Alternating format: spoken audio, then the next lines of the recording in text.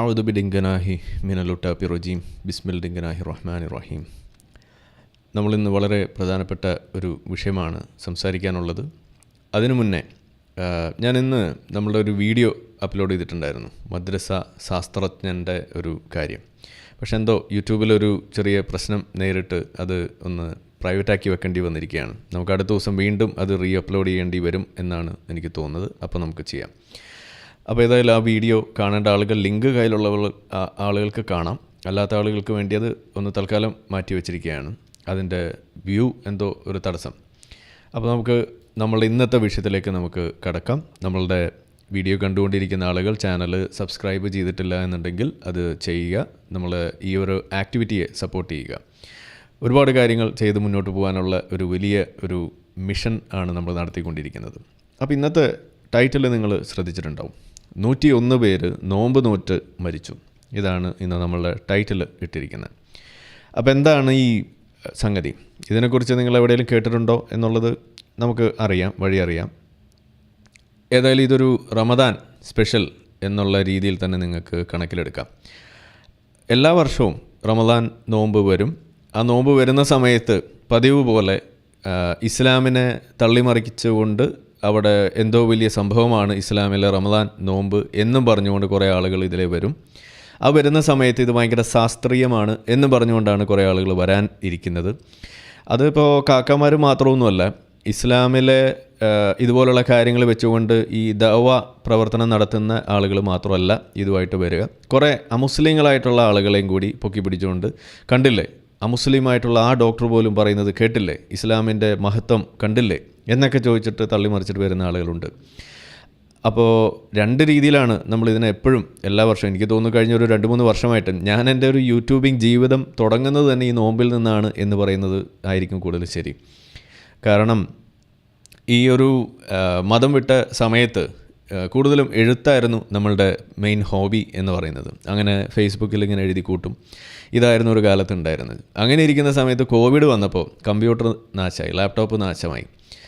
അപ്പോൾ ഞാനൊരു ഡെസ്ക്ടോപ്പാണ് ഉപയോഗിച്ചുകൊണ്ടിരുന്നത്. ഒരു സ്പെയർ അല്ലെങ്കിൽ അവിടെ വീട്ടിലുണ്ടായിരുന്നൊരു ഡെസ്ക്ടോപ്പ് തപ്പി എടുത്ത് നമ്മൾ ഉപയോഗിച്ചുകൊണ്ടിരുന്നു. അങ്ങനെ ഇരിക്കെ ലോക്ക്ഡൗൺ വന്നപ്പോൾ അതൊക്കെ അവിടെ വെച്ചിട്ട് ഒക്കെ അവിടെ പൂട്ടി വെച്ചിട്ട് ഞാൻ നേരെ എൻ്റെ വീട്ടിലേക്ക് പെട്ടെന്ന് പോകേണ്ടി വന്നു. അങ്ങനെ പോകേണ്ടി വന്ന സമയത്ത് അത് എൻ്റെ കയ്യിലൊന്നുമില്ല, ആകെ ഒരു ഫോൺ മാത്രമേ ഉള്ളൂ. ബാക്കിയുള്ള ലാപ്ടോപ്പാണെങ്കിൽ നാശമായി, ഡെസ്ക്ടോപ്പാണെങ്കിൽ അവിടെ ഇരിക്കുന്നു. എന്ത് ചെയ്യും മല്ലയ്യ എന്നിങ്ങനെ വിചാരിച്ചിങ്ങനെ ഇരുന്നു. പതിയെ എനിക്ക് പറ്റാവുന്ന രൂപത്തിലൊക്കെ എഴുതാനൊക്കെ നോക്കി. നമ്മൾ മൊബൈലിൽ ടൈപ്പ് ചെയ്യുക എന്ന് പറയുന്നത് വലിയ പാടാണ്, മലയാളം പ്രത്യേകിച്ചും. അത് ശീലം ഉണ്ടായിരുന്നില്ല, കാരണം കൂടുതൽ നമ്മൾ ഈ ലാപ്ടോപ്പിലുള്ള പരിപാടിയായിരുന്നു. ഇത് നന്നാക്കാൻ പറ്റുന്നുമില്ല, കാരണം ഷോപ്പുകളെല്ലാം അടഞ്ഞു കിടക്കുന്നു. അങ്ങനെ ഇരിക്കുകയാണ് ഈ നോമ്പ് അവിടെ വരുന്നത്. നോമ്പ് വന്നു കഴിഞ്ഞ സമയത്ത് ഇതുപോലെ അതിനെക്കുറിച്ച് നമ്മൾ എഴുതാൻ തുടങ്ങി. അങ്ങനെ എഴുതുന്ന സമയത്ത് ഒരു ദിവസം തോന്നി, ഇത് ചുമ്മാ നമുക്കൊന്ന് ഫേസ്ബുക്ക് ലൈവ് ഒന്ന് പോയാൽ എങ്ങനെ ഇരിക്കും എന്ന് തോന്നിയിട്ട് ഒന്ന് മൊബൈൽ ഇങ്ങനെ എടുത്ത് ഒരു ലൈവ് അങ്ങ് പോയതാണ്. ആ ലൈവ് അങ്ങ് പോയത് കുറേ ആളുകൾ അത് കണ്ടു. ആദ്യമായിട്ടാണ് അങ്ങനെ ഒരു വീഡിയോ ഒരു ലൈവായിട്ട് ചെയ്യുന്നത്. അതെനിക്ക് തോന്നുന്നു 2019 നമ്മളുടെ ഫസ്റ്റ് ലോക്ക്ഡൗണിൻ്റെ സമയത്താണ് അതങ്ങനെ ചെയ്തു കഴിഞ്ഞപ്പോൾ ഇത് നമ്മളുടെ സ്വന്തം ചിന്താ മേഖലയിലുള്ള 13.8 എന്ന് പറയുന്ന ചാനൽ, അതുപോലെ സെൻസിൻ്റെ നമ്മളുടെ ചാനൽ, ഇതുപോലെ 1-2 ചാനൽ ആളുകൾ അതിൻ്റെ ഒരു ഭാഗങ്ങളൊക്കെ എടുത്ത് പബ്ലിഷ് ചെയ്തു. അതിൽ ഏറ്റവും ആദ്യം ഇട്ടത് നമ്മൾ 13.8 എന്ന് പറയുന്ന ചാനൽ, നമ്മളുടെ മുഹമ്മദ് ഖാനുമായിട്ട് ചർച്ച നടത്തിയ ആ ചാനൽ. അത് ഇട്ടതോടുകൂടി വലിയ പ്രശ്നമായി. കാക്കാമാർ മൊത്തം ഇടഞ്ഞു. എല്ലാവരും കൂടി എന്നെ തെറിവിളി, ഫേസ്ബുക്കിലും യൂട്യൂബിലും എവിടെ നോക്കിക്കഴിഞ്ഞാലും തെറിവിളി. എൻ്റെ ജീവിതത്തിൽ ആദ്യമായിട്ടായിരുന്നു ഇത്രയധികം തെറി, അതും റമദാൻ മാസത്തിൽ കേട്ടത്. അങ്ങനെ പിന്നെ ഒന്നും നോക്കിയില്ല. അതിങ്ങനെ തെറിക്കൊക്കെ ഇങ്ങനെ കുറേ കമൻറ്റൊക്കെ തിരിച്ചൊക്കെ കൊടുത്ത് റിപ്ലൈ ഒക്കെ കൊടുത്ത് ഇങ്ങനെ ഇരുന്നു. പക്ഷേ അവിടെ വധഭീഷണി വരാൻ തുടങ്ങി. അങ്ങനെ ആദ്യമായിട്ട് എനിക്ക് വധഭീഷണി വന്നു. അന്ന് എനിക്ക് വധഭീഷണി വന്ന സംഗതി തട്ടിക്കളയുമെന്നുള്ള രീതിയിൽ തന്നെ വന്നു. മുട്ടുകാല് തല്ലി ഓടിക്കുക, അങ്ങനെ പലതും വന്നിരുന്നു. 1-2-3-4 പേര് അങ്ങനെ വന്നു. അങ്ങനെ ആ സമയത്ത് ഇത് നമ്മളെ ചില മീഡിയ അത് ഏറ്റെടുത്തു. ഓൺലൈൻ മീഡിയയാണ് അന്നത് എടുത്തത്. അതുകൂടാതെ എൻ്റെ സ്വന്തം പത്രമായ ജന്മഭൂമി, അതുപോലെ ജനം TV അന്ന് അത് വലിയ വാർത്തയാക്കി. അതോടുകൂടി നമ്മൾ ഫേമസ് ആയി. അതാണ് അന്ന് തുടങ്ങുന്നത്. അങ്ങനെ എൻ്റെ ഈ യൂട്യൂബിങ് ജീവിതം എന്ന് പറയുന്നത് ഇതുപോലെ സ്വന്തമായിട്ട് വീഡിയോ ലൈവ് ഇട്ടുകൊണ്ട് തുടങ്ങുന്ന പരിപാടി. അത് തുടങ്ങിയത് ഒരു റമദാൻ ഒരു 10 കണ്ടാണ്. കാരണം ഈ തള്ളിമറിക്കൽ സഹിക്കാൻ വയ്യാതെ ഈ നോമ്പ് നോക്കുന്നത് ഞാൻ എൻ്റെ വീട്ടിലും നമ്മളെ കുടുംബക്കാരുടെ മുന്നിലൊക്കെ വലിയ തോതിൽ നോമ്പുകാരനെ പോലെയൊക്കെ അഭിനയിച്ച് നടന്നിരുന്നൊരു സമയം കൂടിയായിരുന്നു. ആ സമയത്തോടു കൂടി നമ്മളതങ്ങ് അവസാനിപ്പിച്ചു. അതായിരുന്നു എൻ്റെ അവസാനത്തെ നോമ്പുകാലം എന്ന് വേണമെങ്കിൽ പറയാം. എനിക്ക് തോന്നുന്നു 3-4 നോമ്പെങ്കിലും ഞാൻ ഇങ്ങനെ അഭിനയിച്ച് നടന്നു. കുറച്ച് കഴിഞ്ഞപ്പോൾ അതങ്ങ് വിട്ടു. അതാണ് ഉണ്ടായത്. അപ്പോൾ അങ്ങനെ തുടങ്ങിയ സമയത്ത് ഇതിലേക്ക് എത്തിച്ചത് എന്തെന്ന് ചോദിച്ചു കഴിഞ്ഞാൽ ഈ നോമ്പ് കാലത്തെ തള്ളാണ്. അത് ഒന്ന് പറയാൻ വേണ്ടിയിട്ടാണ് ഇതിലേക്ക് ഇത് ഒന്ന് നീട്ടി വലിച്ച് ആമുഖമായിട്ട് പറഞ്ഞത്. അന്ന് മുതൽ ഇന്ന് വരെയുള്ള കാര്യങ്ങൾ നമ്മളൊന്ന് എടുത്തു വെച്ച് പരിശോധിക്കുകയാണെന്നുണ്ടെങ്കിൽ ഒരു മാറ്റവും ഇല്ലാതെ തുടരുന്ന ഒരു സംഗതിയാണ് ഈ നോമ്പ് കാലത്തെ ശാസ്ത്രത്തള്ള് എന്നുള്ളതാണ് ഒന്നാമത്തെ കാര്യം. പക്ഷേ ഒരു ചെറിയ വ്യത്യാസമുണ്ട്. ആ വ്യത്യാസം എന്ന് പറഞ്ഞു കഴിഞ്ഞാൽ നമ്മൾ ഈ നോമ്പിൻ്റെ പല ആംഗിളിൽ നിന്നുള്ള കാര്യങ്ങൾ പറഞ്ഞുകൊണ്ട് ഇതിനെ വിശദീകരിക്കാൻ കുറേ നാളുകളായിട്ട് ശ്രമിച്ചു. പല രീതിയിലാണ് നമ്മൾ പറഞ്ഞുകൊണ്ടിരുന്നത്. ഒന്ന്, ഇത് ശരിയല്ല, ഇത് ഈ പറയുന്ന പോലെയുള്ള വലിയ ഗുണങ്ങളൊന്നും ഇതിനില്ല എന്നുള്ളത് തുടക്കം മുതൽ പറഞ്ഞു. നോമ്പ് ഒരു ആത്മഹത്യാശ്രമമാണ് എന്നതായിരുന്നു അന്നത്തെ എൻ്റെ ടൈറ്റിൽ തന്നെ. ആദ്യത്തെ ആ വിവാദമായ ആ വീഡിയോയുടെ ടൈറ്റിൽ തന്നെ അതായിരുന്നു. ഒരു ആത്മഹത്യാശ്രമമാണ് ഈ നോമ്പ് നോക്കുന്നത് എന്ന് തന്നെയാണ് പറഞ്ഞത്. ഇന്നും അതും പൊക്കി പിടിച്ച് നമ്മളെ കാക്കമാർ വരാറുണ്ട്. എത്രയാൾ ആത്മഹത്യ ചെയ്യുന്നു, അങ്ങനെ പല പല സാധനങ്ങൾ പറഞ്ഞിട്ട്. അവർ ഖുർആനും ഹദീസും പഠിക്കുന്ന പോലെയാണ് എല്ലാ കാര്യങ്ങളും കാണുന്നത് എന്നതുകൊണ്ടാണ് നമ്മൾ ഈ പറയുന്നതിൻ്റെ ഒരു വസ്തുത അവർക്ക് പിടികിട്ടാത്തത്. പോട്ടെ, ക്ഷമിച്ചു. എന്തായാലും ഇത് ഇന്നും ഞാൻ പറയുന്ന കാര്യമാണ്. നോമ്പ് ഒരാൾ റമദാനിലെ ഒരു നോമ്പ് നിങ്ങൾ നോക്കുക എന്ന് പറഞ്ഞു കഴിഞ്ഞാൽ അതൊരു ആത്മഹത്യാശ്രമമാണെന്ന് മാത്രമല്ല, അത് ചില സമയങ്ങളിൽ കൊലപാതക ശ്രമം കൂടിയായിട്ട് മാറും എന്നുള്ളതും കൂടിയാണ് നമുക്ക് ഇന്ന് പറയാനുള്ളത്. അപ്പോൾ ഇതൊരു കൊലപാതകം കൂടി നടത്തുന്ന സംഗതിയാണ് ഈ നോമ്പ് കാലം എന്ന് പറയുന്നത്. അതിനുള്ള ഒരു ഉദാഹരണം, ഒരു കൃത്യമായ ഉദാഹരണമാണ് നമുക്ക് ഇന്ന് ഇവിടെ പ്രസൻറ്റ് ചെയ്യാനുള്ളത്, അല്ലെങ്കിൽ നിങ്ങളുടെ മുന്നിൽ വെക്കാനുള്ളത്. അപ്പോൾ ആ ഒരു സംഗതിക്ക് ശേഷം പിന്നെ നമ്മൾ പറഞ്ഞു, അതായത് ഈ നോമ്പിൻ്റെ സമയം നിശ്ചയിക്കുന്ന സമയത്ത് ഇസ്ലാമിൽ പഠിപ്പിക്കുന്നത്, അതായത് പ്രഭാതം മുതൽ പ്രദോഷം വരെ എന്ന് പറയുന്നു. ഇത് നമ്മളുടെ ഈ വാക്ക് ഞാൻ ഉപയോഗിച്ചപ്പോൾ ഖുർആനിൽ എവിടെയാണ് പ്രഭാതം മുതൽ പ്രദോഷം വരെ എന്ന് പറഞ്ഞിരിക്കുന്നത്? അത് കിഴക്ക് വെള്ള കീറുന്നത് മുതൽ വടക്ക് പച്ച കീറുന്നത് വരെ എന്നല്ലേ പറഞ്ഞിരിക്കുന്നത്? പിന്നെ അതിപ്പോൾ നമ്മളെ സിനിമയിൽ പറയുന്ന മാതിരി എനിക്ക് പാൻസ് വേണ്ട, നിര്യാണി വരെ ഇറക്കമുള്ള ഒരു നിക്കർ മതി എന്ന് പറയുന്നതാണ് നമ്മൾ ഉസ്താദുമാരുടെ പരിപാടി. ഇത് നമ്മൾ വീഡിയോ ആയിട്ട് തന്നെ ചെയ്തിട്ടുണ്ട്. ഇതാണ് ഇവരുടെ ന്യായീകരണം. അങ്ങനെ ഇസ്ലാമിൽ പറയുന്നത് പ്രകാശം എപ്പോഴാണോ തുടങ്ങുന്നത് അതുമുതൽ പ്രകാശം എപ്പോഴാണോ തീരുന്നത് എന്ന കണക്കിന്, അതായത് പകൽ മുഴുവൻ, പകൽ എന്നുള്ളൊരു അർത്ഥം അവിടെ വരുന്നു, വെളിച്ചമുള്ള സമയം. ആ സമയങ്ങളിൽ നിങ്ങൾ, അല്ലെങ്കിൽ ആ വെളിച്ചം തുടങ്ങുന്നത് മുതൽ വെളിച്ചം അവസാനിക്കുന്നത് വരെ നിങ്ങൾ നോമ്പ് നോക്കണം എന്ന് തന്നെയാണ് പറയുന്നത്. അതായത് രാത്രി നിങ്ങൾ നോമ്പ് നോക്കണ്ട എന്ന് പറയുന്നു. അപ്പോൾ നമ്മളവിടെ ചോദിച്ചു, ഈ കൃത്യമായിട്ട് ഇങ്ങനെ ഒരു പകലും രാത്രിയൊന്നും ഇല്ലാത്ത സ്ഥലങ്ങളുണ്ട്. 6 മാസത്തോളം പകൽ, 6 മാസത്തോളം രാത്രി, ഇങ്ങനെയുള്ള സ്ഥലങ്ങളുണ്ട്. ഇനി അതുകൂടാതെ വെറും 1 മണിക്കൂർ 2 മണിക്കൂർ പകലുകളുള്ള സ്ഥലമുണ്ട്. അങ്ങനെയൊക്കെയുള്ള സ്ഥലത്ത് എന്ത് ചെയ്യും? അപ്പോൾ ഈ പകലും രാവും ഇല്ലാത്ത സ്ഥലങ്ങളില്ലേ, എന്ത് ചെയ്യും? അതുപോലെ ഇപ്പോൾ നമ്മൾ ഇനിയിപ്പോൾ ബഹിരാകാശത്ത് നമ്മൾ വല്ല മാസിലോ അല്ലെങ്കിൽ ചന്ദ്രനിലൊക്കെ ചെന്ന് കഴിഞ്ഞാൽ അവിടുത്തെ പകലും രാവും ഒക്കെ വ്യത്യാസമാണ്. അപ്പോൾ എന്ത് ചെയ്യും? അതിനെക്കുറിച്ച് എങ്ങനെയാണ് ചെയ്യാൻ പോകണം? അപ്പോൾ നിങ്ങൾ ഭൂമിയിലെ സമയം വെച്ചിട്ട് ചെയ്യോ അതോ അവിടുത്തെ സമയം വെച്ചിട്ട് ചെയ്യോ? ചത്തുപോകും എന്ന് എനിക്ക് പറയാനുള്ളൂ. അങ്ങനെയൊക്കെയുള്ള പല പല കാര്യങ്ങൾ അതിനകത്തേക്ക് കോംപ്ലിക്കേഷൻസ് വരുന്നു. അതിന് നമ്മൾ അന്ന് ഇട്ട ടൈറ്റിൽ എന്ന് പറയുന്നത് മുഹമ്മദ് നബി ജനിച്ചതും വളർന്നതും ഇസ്ലാം ഉണ്ടാക്കിയതും അത് നോർവേയിലായിരുന്നു എന്നുണ്ടെങ്കിൽ ഇസ്ലാം എങ്ങനെ ഇരിക്കും എന്നതായിരുന്നു നമ്മൾ ചോദിച്ചത്. അതായത് ഇന്ന് നമ്മൾ കാണുന്ന ഇസ്ലാം ഈ രൂപത്തിൽ ഇങ്ങനെ രാവ് പകൽ, ചന്ദ്രൻ്റെ സമയം, സൂര്യൻ്റെ സമയം, സൂര്യൻ്റെയൊക്കെ ആ വെളിച്ചവും അതൊക്കെ അടിസ്ഥാനപ്പെടുത്തിയിട്ട് തന്നെയാണ് ഇസ്ലാമിൽ നിസ്കാരത്തിൻ്റെ സമയം പോലും ഫിക്സ് ചെയ്ത് വെച്ചിരിക്കുന്നത്. അതായത് ഇത്ര സമയം നിഴൽ ഇങ്ങനെ വരുമ്പോൾ ആ നിസ്കാരം, നിഴൽ ഇവിടുന്ന് ഇങ്ങോട്ട് മാറിയ ആ നിസ്കാരം, അങ്ങനെയൊക്കെ പല കാര്യങ്ങൾ വെച്ചിട്ടാണ് ഇതിൻ്റെ കണക്ക് പോലും പറഞ്ഞിരിക്കുന്നത്. അപ്പോൾ ഇതുപോലെ കൃത്യമായിട്ടൊരു സൂര്യൻ്റെ സ്ഥാനമോ അല്ലെങ്കിൽ ചന്ദ്രൻ്റെ കാര്യങ്ങളോ അതൊന്നും കൃത്യമല്ലാത്ത സ്ഥലങ്ങൾ, അല്ലെങ്കിൽ നമ്മളിവിടെ ഈ ഇക്വറ്റോറിനോടുള്ള ചേർന്ന് കിടക്കുന്ന സ്ഥലങ്ങളിൽ കാണാത്ത രൂപത്തിൽ ആണ് മറ്റ് ചില സ്ഥലങ്ങളിൽ എന്നിരിക്കെ അവിടങ്ങളിൽ ഇതെങ്ങനെ നിശ്ചയിക്കും? ഈ രാവും പകലും എങ്ങനെ ഈക്വൽ ആകും, അല്ലെങ്കിൽ എങ്ങനെ നിശ്ചയിക്കും എന്നൊക്കെയുള്ള ചോദ്യം.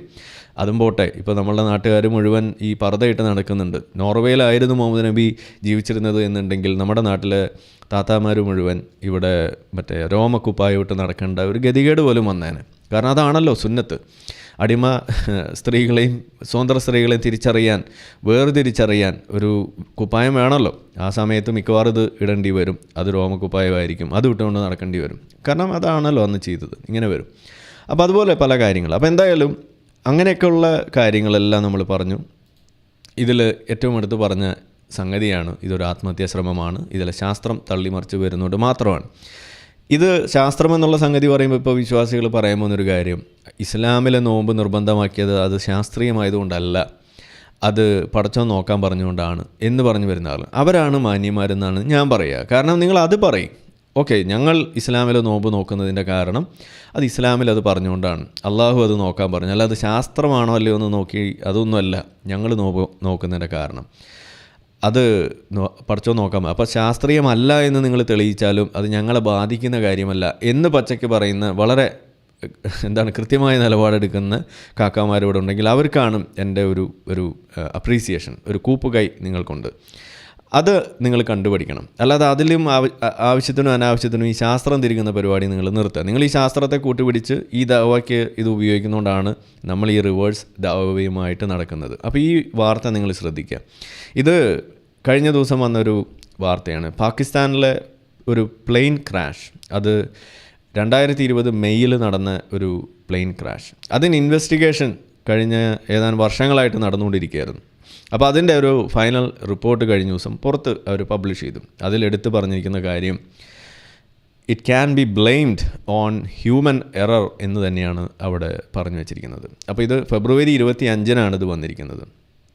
അപ്പോൾ ആ ഒരു ഇൻവെസ്റ്റിഗേഷൻ ബോർഡ് അവിടെ എടുത്തിരിക്കുന്ന ആ ഒരു സ്റ്റേറ്റ്മെൻറ്റ് ഇതാണ് വെച്ചിരിക്കുന്നത്.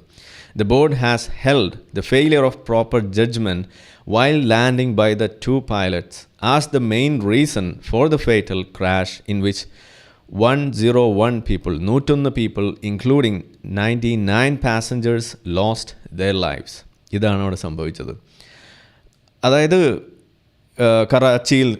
കറാച്ചി എയർപോർട്ടിലേക്ക് ലാൻഡ് ചെയ്യാൻ വേണ്ടി ഒരുങ്ങവേ ആ ഒരു ഇംപ്രോപ്പർ ജഡ്ജ്മെൻറ്റ്, ഹൈറ്റിനെ കുറിച്ചും അതുപോലെ പല കാര്യങ്ങളും, ഞാൻ പൈലറ്റ് അല്ലാത്തതുകൊണ്ട് അതിൻ്റെ കൂടുതൽ ടെക്നിക്കൽ സംഭവങ്ങളൊന്നും എനിക്ക് വലിയ പിടിയില്ല, പക്ഷേ വായിച്ചതിൽ നിന്ന് മനസ്സിലായത് ഇങ്ങനെയാണ്. അതിൻ്റെ ആ ഒരു നമുക്ക് ഊഹിക്കാമല്ലോ, അത് ഇറങ്ങുന്ന സമയത്ത് അതിൻ്റെ ഹൈറ്റ്, അതിൻ്റെ സ്പീഡ്, ഇതെല്ലാം വളരെ ഒരു കാൽക്കുലേറ്റഡ് ആയിട്ട് നിൽക്കേണ്ട കാര്യമാണ്. ആ സമയത്ത് അത് ചെയ്യാതെ അതിൻ്റെ ജഡ്ജ്മെൻറ്റിൽ എറർ വരുന്നു. ആ എറർ വരുന്നത് പലപ്പോഴും പല കാരണങ്ങൾ കൊണ്ട് വരാം. അതായത് ഒന്നുകിൽ അത് ഹ്യൂമൻ എറർ ആയിരിക്കാം, അതല്ലെങ്കിൽ മെക്കാനിക്കൽ ഫെയിലിയർ ആവാം. ഇത് രണ്ടുമാണ് ഒരു സാധ്യതയായിട്ട് അവിടെ ഉള്ളത്. പക്ഷേ ഈ ഇൻവെസ്റ്റിഗേഷനിൽ മനസ്സിലാവുകയാണ് അതിന് മെക്കാനിക്കൽ ഫെയിലിയർ അവിടെ ഉണ്ടായിരുന്നില്ല. The plane was fit to land എന്നുള്ളത് തന്നെയാണ് അവർ കണ്ടുപിടിച്ചത്. പക്ഷേ പിന്നെ എന്തുകൊണ്ട് ക്രാഷ് ചെയ്തു? അവിടെയാണ് ഈ പറയുന്ന വിഷയം അവിടെ വരുന്നത്. അപ്പോൾ എന്താ സംഭവിച്ചതെന്ന് പറഞ്ഞു കഴിഞ്ഞാൽ ഈ മാപ്പിൽ നിങ്ങൾക്ക് കാണാം, അവിടെ ആ ഒരു റൺവേയിലേക്ക് അത് ലാൻഡ് ചെയ്യുന്നതിന് പകരം അത് വന്ന് പതിച്ചത് തൊട്ടപ്പുറത്തുള്ളൊരു കോളനി, ആളുകൾ തിങ്ങി പാർക്കുന്ന ആളുകളുടെ ആ ഒരു വീടുകളുടെ മുകളിലേക്കാണ് ഈ സാധനം വന്ന് ക്രാഷ് ലാൻഡ് ചെയ്ത് അവിടെ തകർന്നു വീണ് കുറേ ആളുകളെ കൊന്ന് വിളിച്ചത്. അപ്പോൾ ഇതിലിപ്പോൾ എവിടെയാണ് നോമ്പിൻ്റെ റോള് വരുന്നതെന്നല്ല, അതിലേക്കാണ് നമ്മൾ വരുന്നത്. ഈ ഒരു സംഭവം സംഭവിക്കുന്നു. അപ്പോൾ ഇതിൽ 99 പാസഞ്ചേഴ്സ്, 2 പേര് വളരെ വിദഗ്ധമായിട്ട് രക്ഷപ്പെട്ടു കേട്ടോ. ഈ ഒരു ക്രാഷിൽ അവർ എങ്ങനെയോ കഷ്ടിച്ച് രക്ഷപ്പെട്ടു. പക്ഷെ 101 പേര് മരിച്ചു. അതിൽ ആ 99 ശേഷം ബാക്കിയുള്ള 1-2 ആൾക്കാർ എവിടുന്നാണ് മരിച്ചത്? അവർ ഈ കോളനിയിൽ ജീവിക്കുന്ന ആളുകൾ ആ വീടിൻ്റെ മുകളിലേക്ക് വീണിട്ട് അവിടുന്ന് പരിക്ക് പറ്റിയിട്ട് മരിക്കുന്ന അവസ്ഥയാണ് ഉണ്ടായത്. കാരണം എന്താണ്? ഈ നമ്മളുടെ എയർ സ്ട്രിപ്പിലേക്ക് ഇറങ്ങുന്നതിന് പകരം അത് ഇടിച്ചിറങ്ങിയത് ഈ ആളുകൾ തിങ്ങി പാർക്കുന്ന സ്ഥലത്തിലേക്കാണ്. ഇത് 2020 ഇത് ക്രാഷ് സംഭവിച്ച ഉടനെയുള്ള വാർത്ത നിങ്ങൾക്ക് ഇവിടെ കാണാം. 97 ആയിരുന്നു അന്ന് ഓൺ ദ സ്പോട്ട് മരിച്ചതായിട്ട് കണക്കിൽ വന്നത്. Into A residential area near Karachi airport. ഇതുപോലെ പലതരത്തിലുള്ള ആക്സിഡൻറ്റ്സ്, അത് എയർ ക്രാഷായിട്ടും ബസ് ക്രാഷായിട്ടും കാർ ക്രാഷായിട്ടും അങ്ങനെ പല തരത്തിലുള്ള ക്രാഷസ് മാത്രം നിങ്ങൾക്ക് കാണാൻ കഴിയും. അപ്പോൾ ഇവിടെ ഒരു കാര്യം നിങ്ങൾ മനസ്സിലാക്കേണ്ടത്, ഇതെന്തുകൊണ്ട് ഇത് സംഭവിക്കുന്നു എന്നുള്ളത് തന്നെയാണ്. നമ്മൾ പറഞ്ഞു ഇതിൽ ഒരു മെക്കാനിക്കൽ എറർ ഇല്ല, ഹ്യൂമൻ എററാണെന്ന് റിപ്പോർട്ട് പറയുന്നു. അപ്പോൾ ഇതിൽ ചില വാചകങ്ങൾ നിങ്ങളൊന്ന് വായിക്കുക. A Pakistan International Airlines plane crash that killed 101 people near the Jinnah International Airport here in May 2020 was a result of human error. ആ വാക്ക് നിങ്ങൾ മറക്കരുത്. By the 2 pilots according to the investigation report on the incident. അപ്പോൾ ആരാണ് ഇതിന് ഉത്തരവാദി? Human എററിന് ഉത്തരവാദി. ഈ 101 പേര് മരിച്ചതിൽ ഉത്തരവാദികളായത് ആ 2 പൈലറ്റ്സാണ്. അവരുടെ ഭാഗത്തു നിന്ന് ഉണ്ടായിട്ടുള്ള ഹ്യൂമൻ എററാണ്. ദ എയർക്രാഫ്റ്റ് ഇൻവെസ്റ്റിഗേഷൻ അത് അന്വേഷിച്ചു, അതിൻ്റെ കാര്യങ്ങളൊക്കെ നോക്കി. അവിടെ ലാൻഡ് ചെയ്യുന്നതിന് പകരം അപ്പുറത്ത് നൈബർഹുഡിൽ പോയിട്ട് വീണു, ഇതൊക്കെ പറയുന്നു. അതിൽ last the board has held the failure of proper judgement while landing by the 2 pilots as the main reason for the fatal crash in which 101 people, including 99 passengers, lost their lives while 2 passengers miraculously survived. Several houses in the neighborhood and parked vehicles were destroyed and damaged in the disaster. അതിൽ വാർത്തയിൽ വായിച്ചപ്പോൾ മനസ്സിലായൊരു കാര്യം, ഇത് സംഭവിക്കുന്നത് ഉച്ചയ്ക്ക്, വെള്ളിയാഴ്ചയായിരുന്നു, ഉച്ചയ്ക്ക് എല്ലാവരും പള്ളിയിൽ പോയ സമയത്തായിരുന്നു. അതിൽ മരിച്ചത് അതുകൊണ്ട് തന്നെ പരിക്കേറ്റ ആളുകളും അതുകൊണ്ട് തന്നെ കൂടുതലും സ്ത്രീകളായിരുന്നു. കാരണം പുരുഷന്മാർ മുഴുവൻ പള്ളിയിലായതുകൊണ്ട് അങ്ങനെ കുറേ പുരുഷന്മാർ രക്ഷപ്പെട്ടു. പക്ഷേ ഇതിൽ പ്രശ്നം നേരിടേണ്ടി വന്നത് ആ വീടുകളിൽ അന്ന് കഴിഞ്ഞിരുന്ന സ്ത്രീകളായിരുന്നു. ഇതാണ് അന്ന് അവിടെ ശ്രദ്ധയിൽപ്പെട്ട മറ്റൊരു കാര്യം കൂടിയിട്ട്. ഇനി ഇത് the report said the air traffic controller had 4 times warned the pilots that they shouldn't land as their altitude was not right. അത് അവർ അവിടെ പറഞ്ഞിരുന്നു, നിങ്ങളുടെ ഹൈറ്റ് അവിടെ പ്രശ്നമാണ്, സൂക്ഷിക്കണം, ഇപ്പോൾ ലാൻഡ് ചെയ്യരുതെന്ന് വാൺ ചെയ്തിരുന്നു. According to the report, when the pilots first tried to land the aircraft, its engines hit the ground. ആദ്യം അവിടെ തട്ടുന്നു, which led to the system supplying lubricant to the engines shutting down.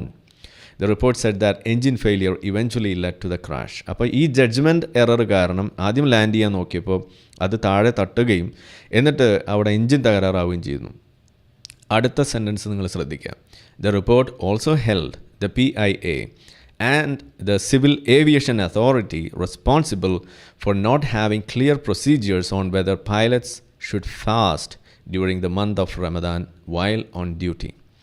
ഇതാണ് ഇതിൽ ഏറ്റവും പ്രധാനപ്പെട്ട ഒരു ഭാഗമായിട്ട് നിങ്ങൾ മനസ്സിലാക്കേണ്ടത്. അതായത് എന്തുകൊണ്ട് ഈ ഹ്യൂമൻ എറർ ഉണ്ടായി, ഈ ജഡ്ജ്മെൻറ്റ് എററാണ് എന്നൊക്കെ മനസ്സിലായി, വൈ അത് സംഭവിച്ചു, ഇതാണ് അവിടുത്തെ ചോദ്യം. അതിൻ്റെ കാര്യം പറഞ്ഞു വന്നപ്പോഴാണ് സംഗതി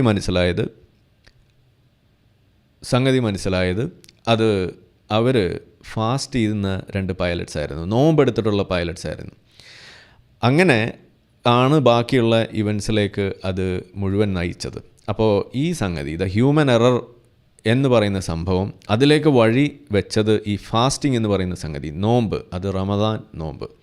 ഈ റമദാൻ നോമ്പിനെ കുറിച്ച് പറയുമ്പോൾ ഇവർ എപ്പോഴും തള്ളിമറിച്ചുകൊണ്ട് വരുന്ന ഈ ശാസ്ത്രത്തിൻ്റെ ഒരു സംഗതിയുണ്ട്. ഇൻ്റർമീഡിയൻറ്റ് ഫാസ്റ്റിംഗ് എന്ന് പറയുന്നൊരു സംഭവമാണ് ഇവരെടുത്തുകൊണ്ട് വരാം. കൊച്ചുമ്മാനെ കാണിച്ചിട്ട് ഉമ്മുമ്മാനെ കെട്ടിക്കണ പരിപാടി എന്ന് ആ ടൈറ്റിലിൽ തന്നെ ഒരു വീഡിയോ പണ്ടൊക്കെ ചെയ്തിട്ടുണ്ട്. അത് നമുക്ക് ഇനിയും ചെയ്യാമല്ലോ, ഇഷ്ടംപോലെ നോമ്പിനിയും വരാൻ കിടക്കുകയല്ലേ, ഈ തള്ളിമറിക്കലും വരാൻ കിടക്കുകയാണല്ലോ. അപ്പോൾ പിന്നെ നമുക്ക് എന്തായാലും ചെയ്യാനുള്ള എല്ലാ അവസരവും ഇവിടെ ഉണ്ട്.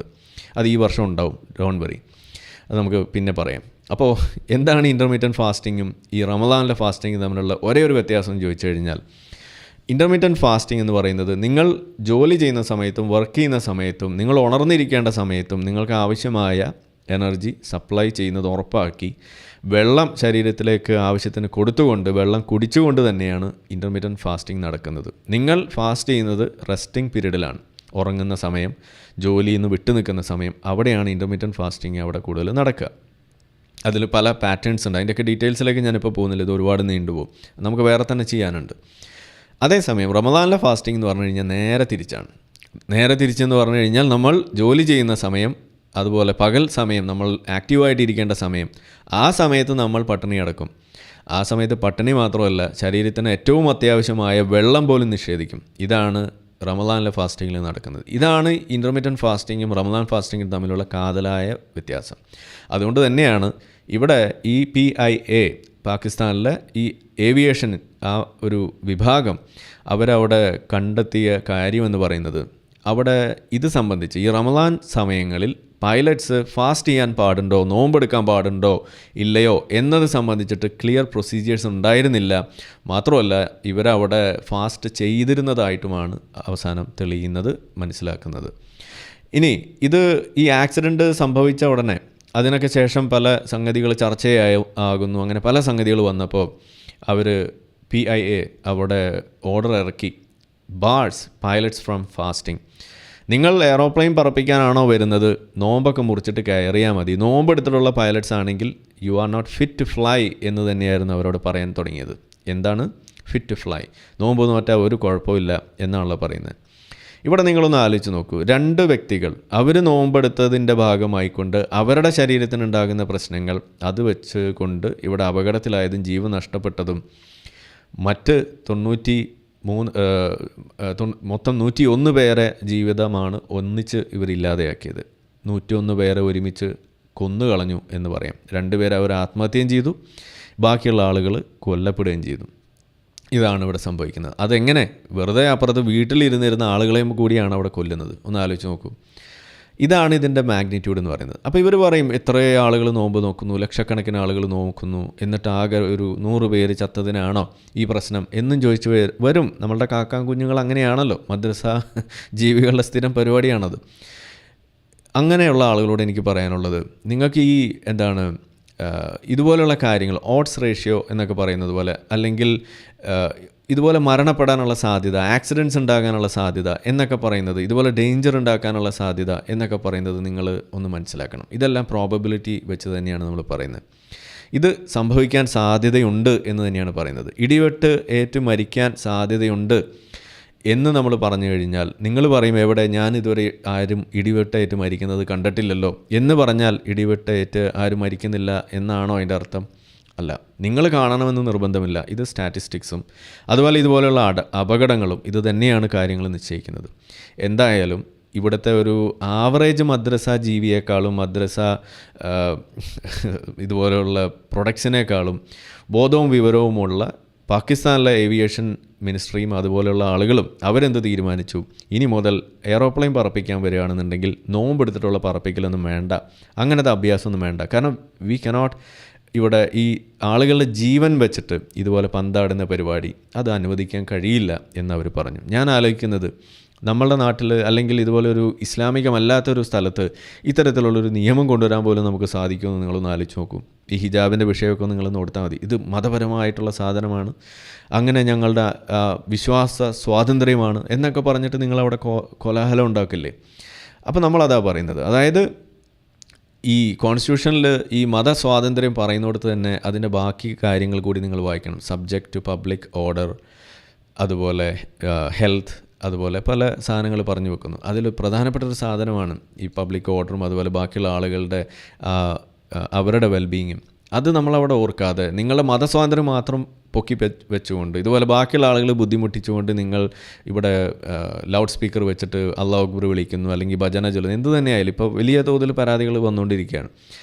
അങ്ങനെ ചെയ്യുന്നു. അപ്പോൾ നിങ്ങളുടെ മതധാർമ്മികത പ്രകാരം നിങ്ങൾക്ക് മറ്റൊരാളെ ബുദ്ധിമുട്ടിക്കുന്നു, അത് ശബ്ദമലിനീകരണം ഉണ്ടാക്കുന്നു എന്നതുപോലെ നിങ്ങൾക്കൊരു തെറ്റായിട്ട് നിങ്ങൾക്ക് കാണാൻ കഴിയാത്തതിൻ്റെ ഒരേ ഒരു കാരണം ശബ്ദമലിനീകരണം ഉണ്ടാക്കുന്നത് ഹറാമാണ് എന്നൊരു വാചകം ഈ ഹദീസിലോ അല്ലെങ്കിൽ നിങ്ങളുടെ ഭഗവത്ഗീതയിലോ അല്ലെങ്കിൽ വല്ല ബൈബിളിലോ അല്ലെങ്കിൽ ഖുർആനിലോ ഇല്ലാത്തതുകൊണ്ട് മാത്രമല്ലേ? അതുകൊണ്ടല്ലേ നിങ്ങളത് സ്റ്റോപ്പ് ചെയ്യാത്തത്?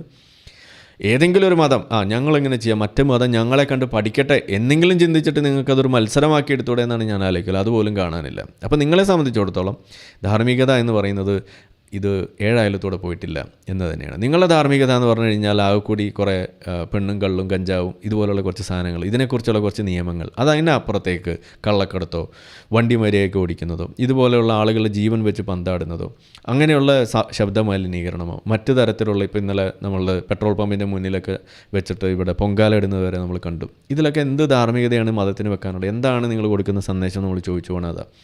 അപ്പോൾ ഏതായാലും ഇവിടെ അവർ പറഞ്ഞു, ഏതായാലും while flying to ensure passenger safety എന്ന് പറഞ്ഞുകൊണ്ട് തന്നെയാണ് അവിടെ വെച്ചത്. The proper nutrition is essential to meet the physiological demands of flying. അതായത് നിങ്ങൾ എയറോപ്ലെയിൻ പറപ്പിക്കാൻ വരുന്നുണ്ടെങ്കിൽ അതിന് കൃത്യമായ ഭക്ഷണം കഴിച്ചിരിക്കണം, വെള്ളം കുടിച്ചിരിക്കണം. നിങ്ങളുടെ ന്യൂട്രീഷൻ അതിന് വളരെയധികം പ്രധാനപ്പെട്ട ഒരു സംഗതിയാണ്. ഇനി അതിലെ സെൻറ്റൻസസ് നിങ്ങൾക്ക് നോക്കാം. Pakistan international airlines has asked it's cockpit crew not to observe fast while flying to ensure flight and passenger safety.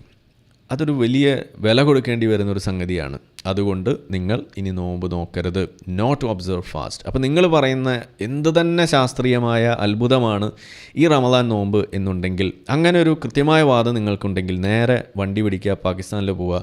ഈ PIA ഓഫീസുണ്ട്, നമ്മൾ ആ കറാച്ചിയിൽ അവിടെ ഇറങ്ങിക്കഴിഞ്ഞിട്ട് നമ്മളൊരു ഓട്ടോ വിളിച്ച് പോവുകയാണെന്നുണ്ടെങ്കിൽ ഒരു 37 രൂപ കൊടുത്താൽ മതി നിങ്ങൾക്ക് അവിടെ അവരുടെ ഓഫീസിലേക്ക് ചെല്ലാം. ഇനി നടന്നാണ് പോകാനുള്ളതെന്നുണ്ടെങ്കിൽ നിങ്ങൾ ആദ്യം മറ്റേ അവിടെ ഇറങ്ങിയിട്ട് എയറോപ്ലെയിനിൽ ഇറങ്ങി അവിടുന്ന് മറ്റേ എയർപോർട്ടിൻ്റെ പുറത്തേക്ക് കിടക്കുന്നതിന് ഗേറ്റിന് തൊട്ട് മുന്നേ ആ വലതുവശത്തായിട്ടാണ് ഇവരുടെ ഓഫീസ്. അതൊന്നും ആരോടും ചോദിച്ചാൽ മതി, അവരവിടെ പറഞ്ഞു തരും. അവിടെ ചെല്ലുക, എന്നിട്ട് നേരെ പറയുക, കാക്ക നിങ്ങൾ ഇങ്ങനെയൊന്നും പറയരുത്, ഇത് വലിയ നോമ്പ് എന്ന് പറഞ്ഞാൽ വലിയ സംഭവമാണ്, നിങ്ങൾ ഇങ്ങനെയൊന്നും പറയരുത്, ഞമ്മക്ക് വലിയ അടിയാണ്, ഇതുപോലെ കുറേ എമുക്കളുണ്ട് ഞങ്ങളുടെ നാട്ടിൽ, അവരിതൊക്കെ വെച്ചിട്ടാണ് വലിയ പ്രശ്നം ഉണ്ടാക്കുന്നത്, പോട്ടെ അവന്മാർ യൂട്യൂബിൽ കാശ് വരെ ഉണ്ടാക്കുകയാണ് നിങ്ങളുടെ ഈ വാർത്തയൊക്കെ പൊക്കിയിട്ട്, ഇതൊക്കെ ഒന്ന് പതുക്കെ, ഇത് നമ്മളറിഞ്ഞാൽ പോരെ, ഇത് ദീനിൻ്റെ കാര്യമല്ലേ, എന്തിനെങ്ങനെ വിളിച്ചു കൂണേ എന്നൊക്കെ ഒന്ന് പറഞ്ഞിട്ട് എന്താണ് സ്പീഡ് തോന്നുന്നു, ലാഗ് തോന്നുന്നു, സൗകര്യമില്ല കേട്ടോ സ്പീഡ് കൂട്ടാൻ. നമ്മളിങ്ങനെ തന്നെ പറയുള്ളൂ, നിങ്ങൾക്ക് വേണമെങ്കിൽ ഇത് കഴിഞ്ഞിട്ട് സ്പീഡ് കൂട്ടാം, പോട്ടെ. അപ്പോൾ ഇങ്ങനെ പറഞ്ഞിട്ട് നിങ്ങൾ അവിടെ ചെല്ലുക, എന്നിട്ട് അവിടെ ചെന്നിട്ട് അവരെ തിരുത്തുക, നിങ്ങൾ ഈ പറയുന്ന പോലെയൊന്നല്ല നോമ്പ് എന്ന് പറഞ്ഞു കഴിഞ്ഞാൽ ഭയങ്കര സംഭവമാണ്, അത് ശരീരത്തിന് വലിയ ഗുണമാണ്. ഏതോ ഒരു നോബൽ പ്രൈസ് കിട്ടിയ ആൾ പോലും പറഞ്ഞിട്ടുണ്ട് നോമ്പ് നോറ്റാൽ ക്യാൻസർ വരില്ല. നിങ്ങളിതെന്താ ഈ കാണിക്കുന്നത്? നമ്മളുടെ നോമ്പ് നോറ്റതിൻ്റെ ഭാഗമായിട്ട് 2 പൈലറ്റിന് ക്യാൻസർ വരാതിരുന്നാൽ അതല്ലേ വേണ്ടത് എന്നൊക്കെ പറഞ്ഞൊന്ന് ഉപദേശിക്കുക. ഒന്നാമത്തെ കാര്യം, ഈ നോമ്പ് നോറ്റാൽ ക്യാൻസർ വരില്ല എന്ന ഒരു പഠനം അതല്ല അന്നവിടെ സംഭവിച്ചത്, അത് വേറെ തന്നെ ഒരു സംഗതിയാണ്. അതിനെക്കുറിച്ചൊക്കെയുള്ള ഡീറ്റെയിൽസ് നമുക്ക് വേറെ പറയാം. ഇതൊക്കെ വളച്ചൊടിച്ചുകൊണ്ട് ഇത് അവരുടെ ഇതാക്കി അതിനെ സ്വന്തമാക്കി വടക്കാക്കി തനിക്കാക്കുന്ന പരിപാടിയാണ് ഇവർ ചെയ്തുകൊണ്ടിരിക്കുന്നത്. വളച്ചൊടിക്കുക, അവർക്ക് ജാർഗൺസ് ഉപയോഗിക്കുക, ഇതാണ് അവരവിടെ നടന്നുകൊണ്ടിരിക്കുന്നത്. തെറ്റായിട്ടുള്ള രീതിയാണ്. അങ്ങനെ അവർ ചെയ്യുന്നതിന് നമ്മൾ എതിർത്തിരിക്കും. റിവേഴ്സ് ദാവ അവിടെ വളരെ ശക്തമായിട്ട് തന്നെ നടന്നിരിക്കും. അപ്പോൾ ഇവിടെ നിങ്ങൾക്ക് കാണാം, instructions have been issued in the context, ഈ പറയുന്ന ഈ ഫ്ലൈറ്റ് ക്രാഷിൻ്റെ ആ ഭാഗമായിക്കൊണ്ട്, അതായത് ഈ വെള്ളിയാഴ്ച നടന്ന്, അതായത് ഇതുപോലെയുള്ള ഫാസ്റ്റ് ചെയ്തുകൊണ്ടുള്ള അഭ്യാസം ഇനി വേണ്ട എന്ന് തന്നെയാണ് അവരവിടെ പറഞ്ഞു വെച്ചിരിക്കുന്നത്. അപ്പോൾ ഇനി നമ്മളുടെ മദ്രസ ജീവികൾ ഒന്ന് ചിന്തിക്കുക. ഇതുപോലെയുള്ള സംഗതികൾ ലോകത്ത് നടക്കുന്നു, ഇതുപോലെയുള്ള ആക്സിഡൻറ്റ്സ് പോലും ഉണ്ടാകുന്നു, അതിന് കാരണമാകുന്നത് ഇത് തന്നെയാണ്. ഇനി അതിനകത്ത് ബാക്കിയുള്ള കാര്യങ്ങൾ ഇതെല്ലാം പത്ര റിപ്പോർട്ട് തന്നെയാണ്. ഇതൊക്കെ ഗൂഗിളിൽ നോക്കിക്കഴിഞ്ഞാൽ ഈ റിപ്പോർട്ട്സൊക്കെ നിങ്ങൾക്ക് കിട്ടും, വായിക്കാം.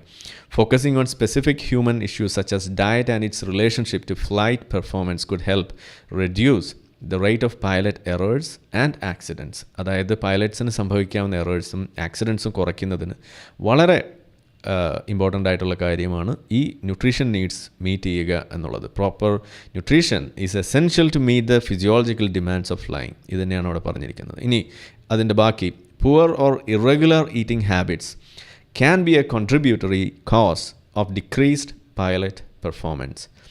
റീസേർച്ച്, പഠനങ്ങൾ, നമ്മളുടെ അലക്സാണ്ടർ ജേക്കബ് ഈ ഇത് കേൾക്കുന്നുണ്ടെങ്കിൽ പ്രത്യേകിച്ചൊന്ന് നോട്ട് ചെയ്യുക.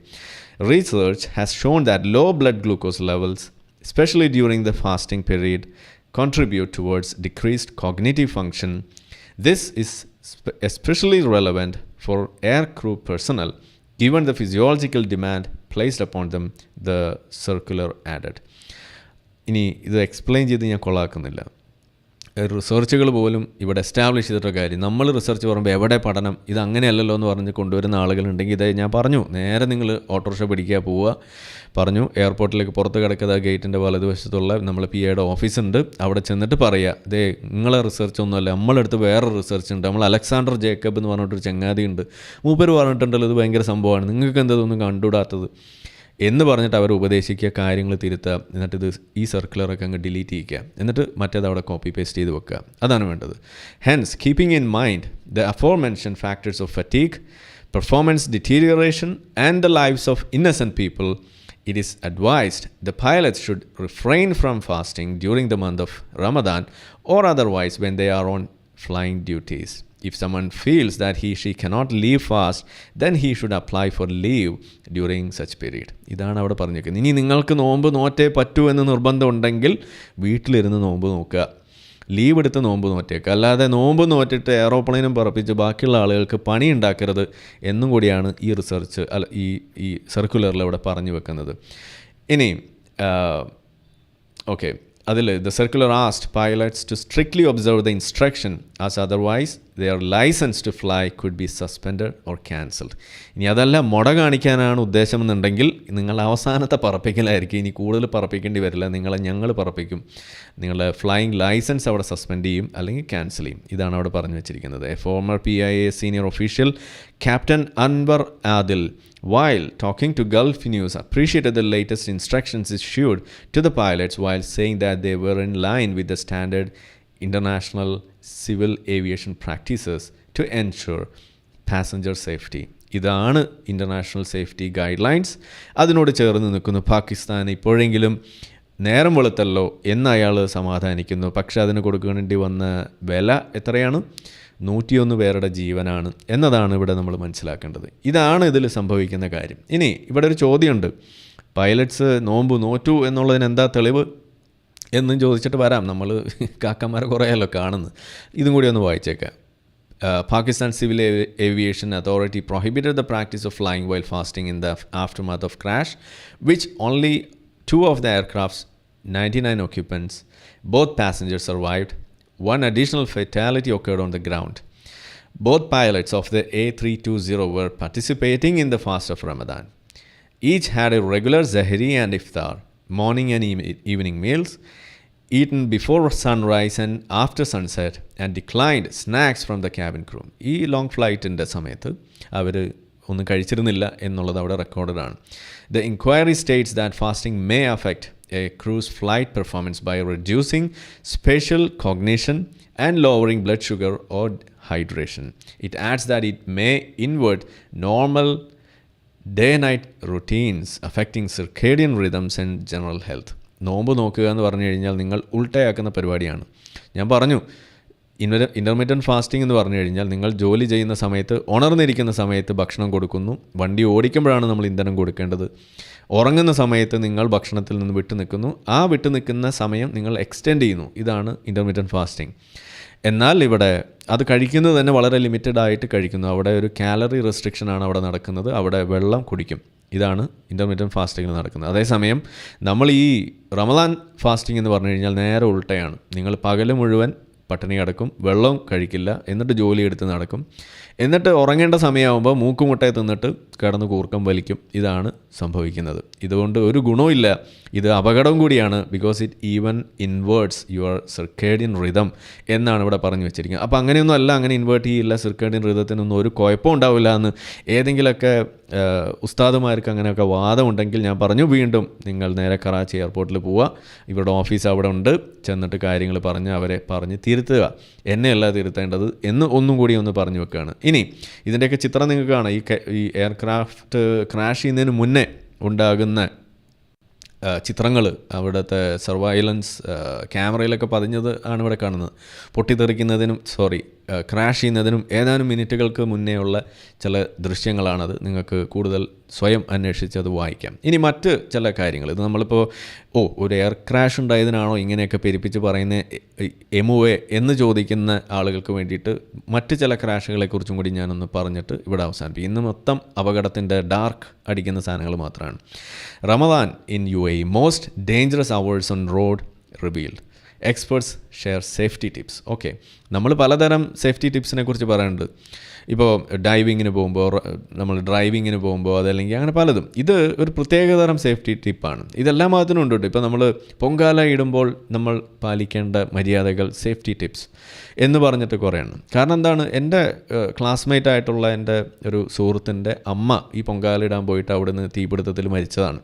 ഇന്നും നമുക്കത് ഓർക്കുമ്പോൾ ഒരു ഹൊററാണ്. അതുകൊണ്ടൊക്കെ തന്നെയാണ് ഇതിനോടൊക്കെ ഉള്ളൊരു എതിർപ്പും. അത് കുറേ കാലങ്ങൾക്ക് മുന്നേ സംഭവിച്ചതാണ്. പോട്ടെ, അപ്പോൾ അതൊക്കെ അവിടെ സംഭവിക്കും. തീപിടുത്തം ഉണ്ടാവും, ആളുകൾ മരിക്കും, പൊള്ളലേൽക്കൊക്കെ ഉണ്ടാവുന്നുണ്ട്. അതേപോലെ ഇങ്ങനെ ഒരു സംഭവം ഇപ്പോൾ ശബരിമല സീസണാകുമ്പോൾ അവിടെ ഇതേപോലെ അപകടങ്ങൾ കൂടുന്നു. കുറേ ആളുകൾ വരുന്നു. അതിൻ്റെ ഭാഗമായിട്ട് മൂവ്മെൻറ്റ് കൂടുതലുണ്ടാകുമ്പോൾ റോഡിലെ പ്രശ്നങ്ങളുടെ ഭാഗമായിട്ട് ആളുകൾ മരിക്കുന്നു. ഇതൊക്കെയാണ് സംഭവം. എന്തായാലും ഇവിടെ റമദാൻ ആകുമ്പോഴും ഇത് സംഘികളുടെ നാടാണ് കേട്ടോ. ഖലീജ് ടൈംസ് നമ്മളുടെ മിഡിൽ ഈസ്റ്റിൽ നിന്ന് വരുന്നതാണ്. UAE ഇപ്പോൾ സംഘികളാണല്ലോ ഭരിക്കുന്നത്. അവരിപ്പോൾ ഏതോ അമ്പലമൊക്കെ തുറന്നു എന്ന് പറയുന്നു.